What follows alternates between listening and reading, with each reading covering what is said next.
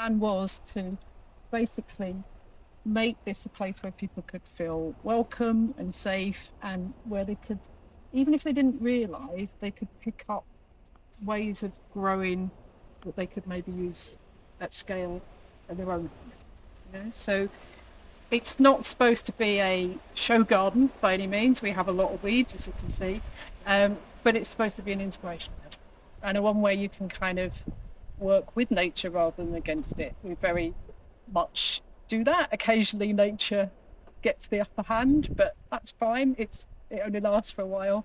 It's like the hops. I mean, often the hops will get covered in caterpillars for the common butterfly, but they'll cope, and the common butterflies are beautiful, so I don't mind. So with everything in balance, it's a lot more resilient. So that's what I'm trying to show with this garden. And also it's kind of increasing the sort of community resilience as well, because it's sharing those skills. And it's also showing people that you don't have to garden in straight lines and just grow onions and potatoes. We can harvest things like dandelions and all sorts of things and be really effective. Amazing. Hello, I'm here at the Spen Hop Garden, which is an incredible community garden that embodies so many permacultural principles. I mean, if you look around, this is just an example of vertical complexity, and it shows how vertical space means life. It's opportunity. And in our food systems, we need to take advantage of every opportunity that we've got. And humans have been doing this so well for so long, and now I've come along with this thing I'm calling soil-centric vertical agriculture. And it's really a nice thing, because for all of human history, societies that have valued soil have thrived. And they've achieved amazing things. You could even say that when soil is center, the sky is the limit. And now that gets to be embodied even more literally.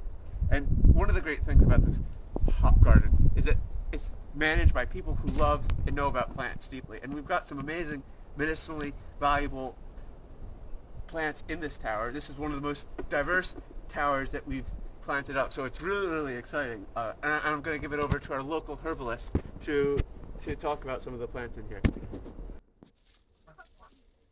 Yes, so we've planted up really a real diverse selection here, as you can see. We're starting out with some salad bonnet, which some of you might know is a lovely perennial salad crop.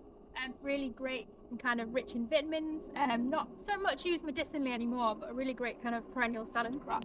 And then we come down here, we've got some mallow, which can be used really mucilaginous, really great for soothing the mucous membranes. We've got some calendula, beautiful kind of yellow and orange flower.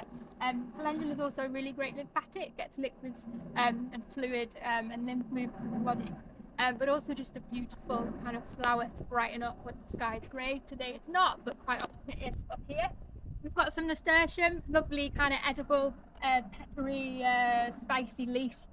Really great if you've got a bit of a kind of respiratory mucus you want to move, or just want to bring a bit of heat into the body. We've got some plantain. I mean, I've literally moved a few centimetres here and I'm still going. We've got some plantain, which is another one really great at soothing the mucous membranes, fantastic for the digestive system. What else? We've got some ground ivy further down here and kind of slightly more in the shade, because that's the conditions it's like. Ground ivy is really good for kind of sinusitis, or where there's kind of inflammation in the sinuses. Also for hay fever, which quite a lot of people experience at this time of year. We've got some chickweed, another lovely salad veg, but also really great for moving kind of lymphatic fluid and like clearing the body out in the spring after all the kind of excesses and stagnation of winter. What else? We've got some lemon balm here, lovely uplifting summer leaf, really refreshing, cooling, which is great at this kind of heat wave time. We've got strawberries, we've got nasturtiums, we've got some thyme, we've got some oregano, we've got some sage, just a whole lovely kind of medicinal edible powerhouse here in less than a square metre. Now, a large part of the hop garden site here is sort of arranged what we call a forest garden. And a forest garden, you might be aware, is basically a system that's modelled on the principles of the forest. So again, like what we're seeing here in this fantastic vertical planter, you're kind of mimicking this kind of structural complexity that you see in nature, your big trees, your understory shrubs, right down to your ground cover layers. And in this plant here, we sort of trying to reduce that into a microcosm. So some of the species here have very different root structures. Some have these sort of small fibrous roots, shallow roots, and others have deep tap roots. Some are fixing nitrogen. So they're all coexisting like you would see in a natural ecosystem.